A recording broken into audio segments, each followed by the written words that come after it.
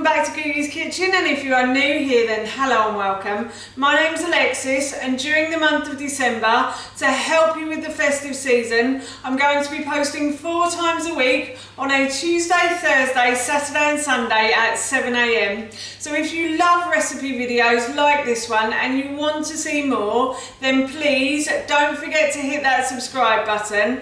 And now I'm going to share with you how to make my delicious roasted tomato and fennel soup. As I just mentioned, today I want to share with you how to make my delicious roasted tomato and fennel soup. Now this recipe is really easy to do, and as it's nearly Christmas, I thought you might be looking for recipes to make during the festive season. You might be having a big group of people to dinner and you may want to have a starter, and this makes a really nice starter. Also makes a really good lunch as well, and it makes a really simple dinner too. We're going to be having this for our dinner this evening, and we're going to be having it with, well, the boys are going to be having theirs with cheesy toast, and I'm going to be having mine with chickpea flour wraps. And my chickpea flour wraps recipe I will link in the description box below for you. But I thought that while I was making it, I'd share the recipe with you. So here is how to make my delicious roasted tomato and fennel soup. Firstly, I'm going to preheat my oven to 200 degrees. So my oven has preheated, and I've got myself a baking tray, and I've cut my vegetables up. So I'm just going to put my vegetables into the baking tray. So for this recipe, I'm using 1 onion that I've just peeled and diced up into big chunks like so. So I'm just going to put those in, and then I have 2 bulbs of fennel. I think this recipe called for 1 large one, but I had 1 medium one and a small one, so I thought I'd just put them together. So yes, I've chopped the tails and the tops off of the fennel, and then I just quartered the fennel.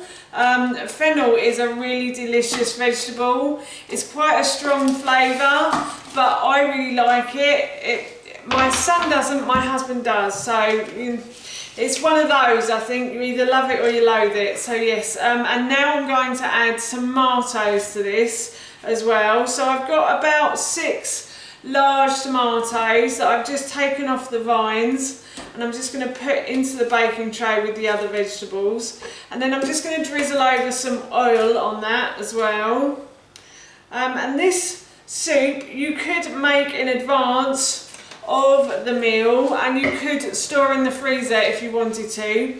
All of the ingredients in this dish are freezable, so it's perfectly okay to do that. So now I'm just going to sprinkle over some salt and pepper as well, and salt really helps the sweetness of the tomatoes to come out.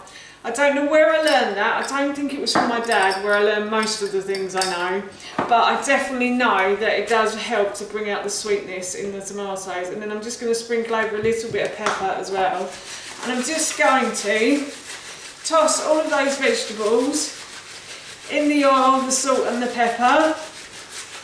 Oh, I dropped some on the floor as well, didn't mean to do that. And then what I'm going to do is I'm going to put these into the oven for about 25 to 30 minutes, or until they start to go golden brown. The tomatoes will split and the juice will run. So when it does that, that's when it's ready to take out of the oven. The tomatoes, onions and fennel have cooked. As you can see, the tomatoes have split, and there is a lot of juice in this baking tray as well. So what I'm going to do is I'm going to remove this from the oven now, and I'm going to leave it to cool. So I've left my ingredients that I took out of the oven to cool, and now what I'm going to do is I am going to make the soup. So I've got my blender here, and what I'm going to do is I'm going to add beans to this blender. So I have cooked some dried cannellini beans. I've got about 300 grams. If you wanted to use tins, you could. I would use 2 tins of cannellini beans, or butter beans as well is quite a good one to use in this recipe. And I'm going to put half of these beans into my blender now. So I like to use dried beans because they're actually cheaper than buying them in a tin, and it's really easy to cook them. You do have to soak cannellini beans overnight, and then what I do is I wash them off and I cook them in a saucepan, and I put them, so I put them into a saucepan and I pour cold water on them, I bring it to the boil and then leave it to simmer. I've also discovered that using baking powder while cooking cannellini beans makes them cook quicker and also makes them a lot softer as well. So yes, I have put the cannellini beans, I've put the cannellini beans into my blender, and now I'm going to add about half a litre of milk. I'm going to do this half because I don't think it's all going to fit in.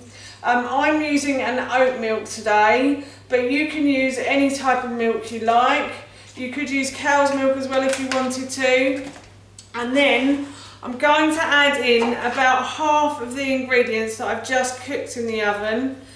So I'm going to put in some fennel and some tomato and some of the onion as well. And then all I'm going to do is simply blend these ingredients together.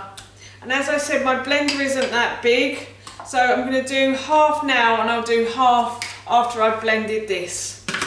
I've blended all of those ingredients until they are smooth, so basically like a smoothie. And now what I'm going to do is I'm going to pour those into a saucepan, and I'm going to continue to blend the rest of the ingredients now. So I've blended the ingredients again, and I'm just going to pour this into a saucepan, and I'm going to heat this up, and this is what we're going to be having for our dinner this evening. So I've heated the soup back up, and now I'm going to serve myself some just to see what it tastes like. So I'm going to put some in a bowl, excuse me, and then I'm going to have a little bit of this soup. Oh, it's creamy. It's got a lot of flavour to it as well. You can taste the sweetness of the tomatoes, and you can certainly taste the cannellini beans in here as well. They make the soup really thick. That's yummy. I'm looking forward to that for my dinner later. That's how you make my delicious roasted tomato and fennel soup, and that recipe I will link in the description box below for you. As I mentioned earlier, we're going to have this for our dinner this evening, and I can't wait. It is so tasty. So for now, that's it from me. Thank you so much for watching. Please feel free to give me a big thumbs up if you enjoyed this video, and please feel free to leave any comments below, and please don't forget to hit that subscribe button. See you all soon. Bye.